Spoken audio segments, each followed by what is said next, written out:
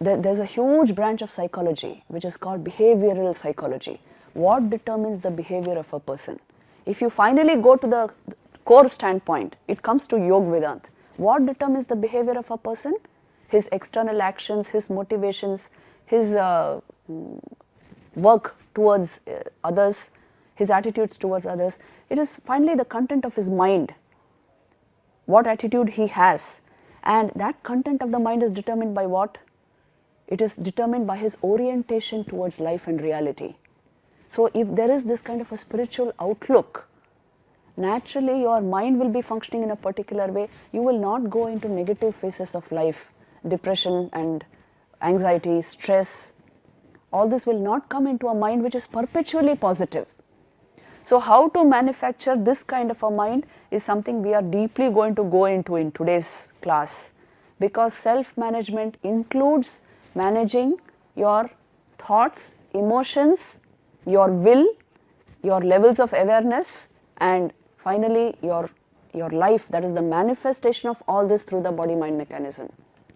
So this is the essential part of you, your thought and emotion is essentially your mind, and of course your will.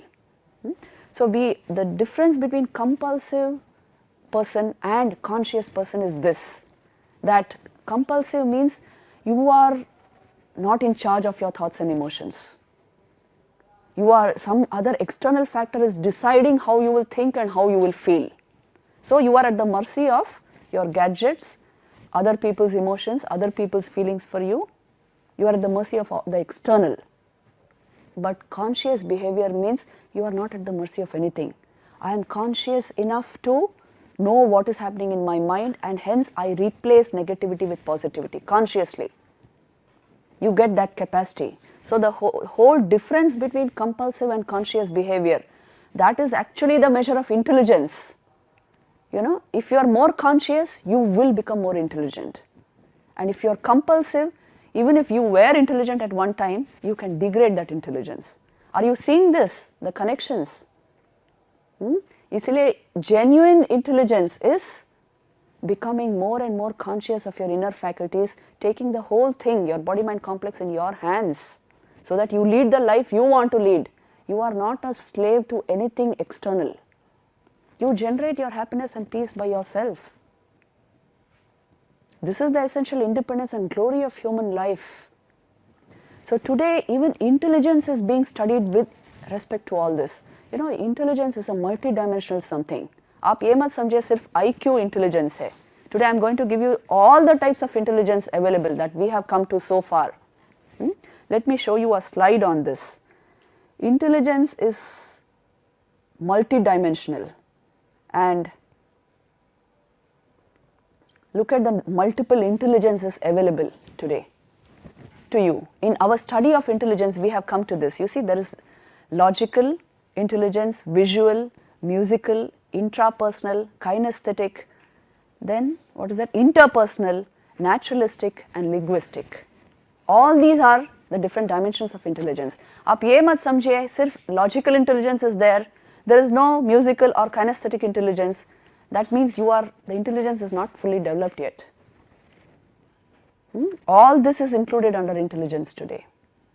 So essentially, development of all of this constitutes intelligence, and this includes not just your logical analytical ability, but your emotional abilities.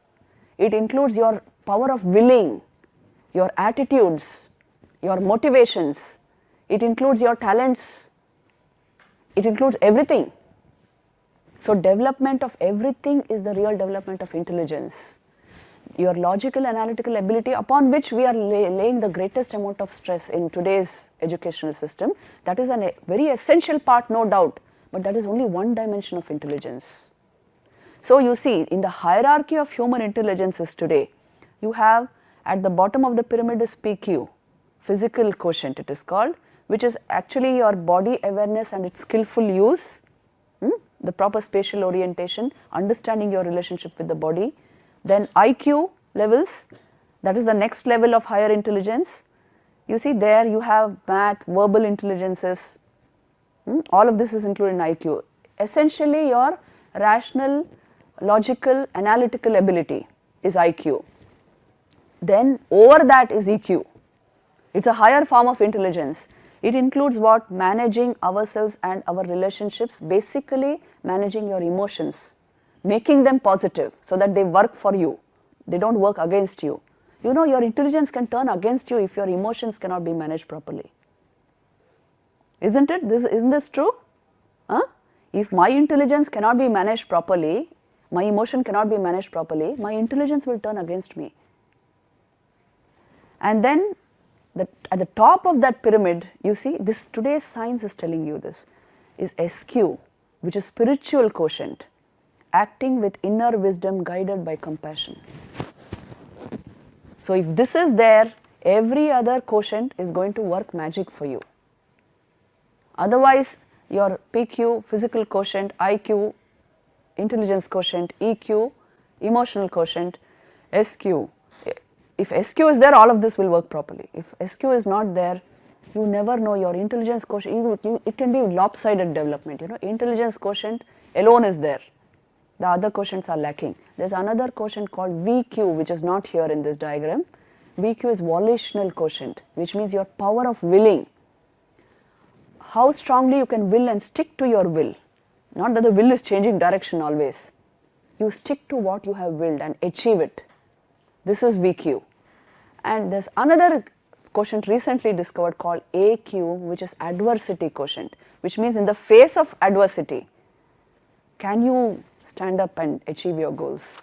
Otherwise, a little bit of adversity in your life and you just break apart. This can also happen, isn't it? A really intelligent person is one who turns adversity also into opportunity.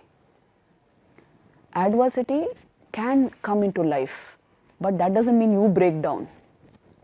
So that is also a dimension of intelligence. All of this together give you success in life. At the peak is always SQ. Please understand this, because if you are spiritually not mature, which means you have not learned to stand up for who you truly are and handle your body mind as an instrument in your hands, none of the other quotients will work optimally. This is essential part of today's understanding of intelligence levels.